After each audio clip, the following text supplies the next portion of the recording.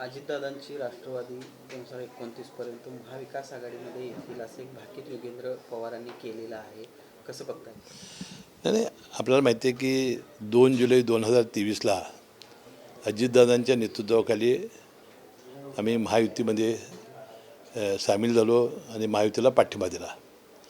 आणि आमचे नेते अजितदादांनी फार मोठ्या विचारपूर्वक हा निर्णय घेतलेला होता.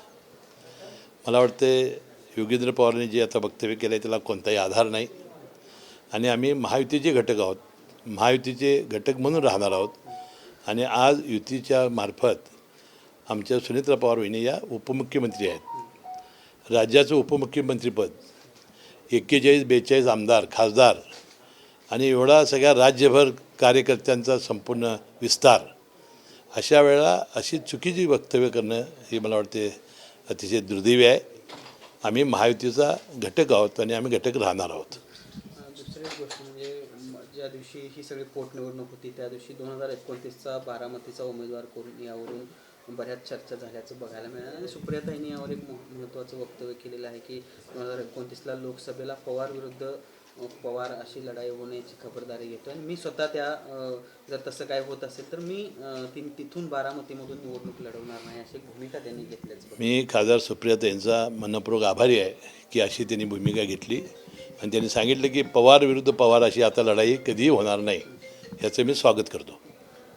अमोल मिटकरींचं काय? कारण विधान परिषदेवर जिशान सिद्दीकीनं संधी दिल्यानंतर ते काहीशी नाराज असल्याचं बघायला मिळतं. ठीक आहे, बघा, विधान परिषदा ह्या काय प्रत्येक वेळेला 2-2 वेळा टर्म मिळत नाहीत. त्याला 6 वर्षाची एक वेळ टर्म अजितदादा पवारांनी दिलेली होती.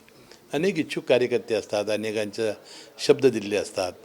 आणि अजितदादांनी सुद्धा बाबा सिद्दीकी ज्यावेळेला हयात होते त्यांना शब्द दिला होता. मला वाटतं या निमित्ताने आमच्या पक्षाने पूर्ण केलेला आहे. भोरमध्ये पुन्हा एकदा एक दुर्दैवी घटना घडलेली आहे का 4 वर्षाच्या चिमुकलीवर अत्याचाराची घटना बघायला मिळते. काय कारण सातत्यानं अशा पद्धतीनं घटना घडत आहेत आणि काय एकूणच मानसिकता आणि काय सांग? नाही, ही घटना तर अतिशय दुर्दैवी आहे. 65 वर्षाच्या एका नराधमानं असं कृत्य करावं, मला वाटते अशा व्यक्तींना फाशीच देण्याची आवश्यकता आहे. मला वाटते ह्याच्याबद्दल कडक कायदे केले पाहिजेत. आणि अशी ही हिंमत होती कशी, ही लोक अशी हिंमत कशी करतात, याबद्दल खरोखरच आपल्याला कायद्यामध्ये फार मोठ्या सुधारणा कराव्या लागतील आणि यांना हिंमतच होणार नाही अशा पद्धतीने धडा शिकवण्याची आवश्यकता आहे. खरं तर कोल्हापुरात कालपासून 1 दिवसाआड पाणी पुरवठा सुरू झालेला आहे.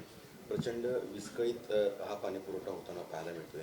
एकीकडे आपल्या जिल्ह्यात मुबलक पाणीसाठा असताना, धरणांमध्ये देखील मुबलक पाणीसाठा असताना, सर्वच धरणात असताना देखील अशी परिस्थिती कोल्हापूरवर ओरडवली. कसं पाहताय आपण? नाही, अलीकडे मी कोल्हापूर महानगरपालिकेच्या अनेक प्रश्नावर मी अद्याप काय बैठका घेतलेल्या नाहीत. पूर्वी पालकमंत्री होतो तेव्हा मी बैठका घेत होतो. महायुतीतला एक घटक पक्ष म्हणून राष्ट्रवादी काँग्रेस पक्ष नक्की आहे. मला वाटतं आता जे नवीन आयुक्त आलेले आहेत राजेंद्र भारूड, हे अतिशय कर्तव्य तत्पर आहेत. मला वाटते त्यांना थोडा आपण अवधी देऊया. काही दिवसात निश्चितपणानं या महानगरपालिकेच्या सेवा सगळ्या सुरळीत होतील याची ती काळजी घेतील.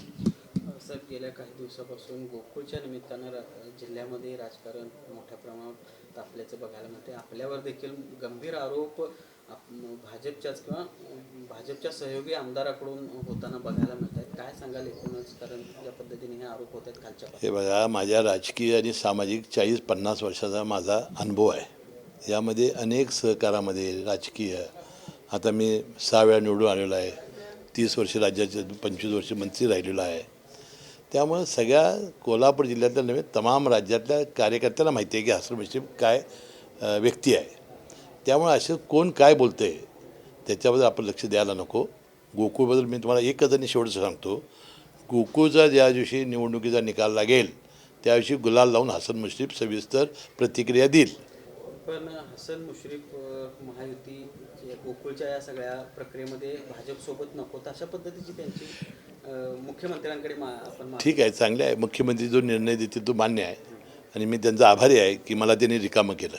नाही, पण दुसरं एक बाब म्हणजे सतेज पाटील काल म्हणाले की महायुती किंवा भाजप जर हसन मुश्रीफांना घ्यायला तयार नसतील तर मुश्रीफ साहेब एवढा आग्रह का करतायत? महायुतीचे शिल्पकारच आपण असल्यासारखं ते वागतायत किंवा तशा पद्धतीचं त्यांचं. नाही, आता मी वक्तव्य असं होतं की गेल्या 6 महिन्यात 12,000 वेळा ते म्हणाले की गोकुळची निवडणूक महायुती म्हणून लागली. 12,000 नाही 13,000 वेळा म्हणावलं असेल.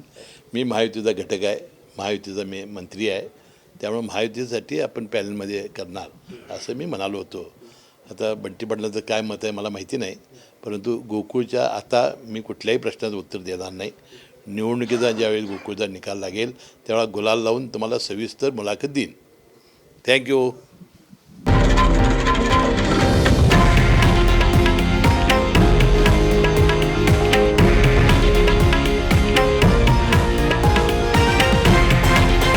हे आहे देशातील नंबर 1 न्यूज नेटवर्क आणि आपण पाहत आहात TV9 मराठी, एकमेव.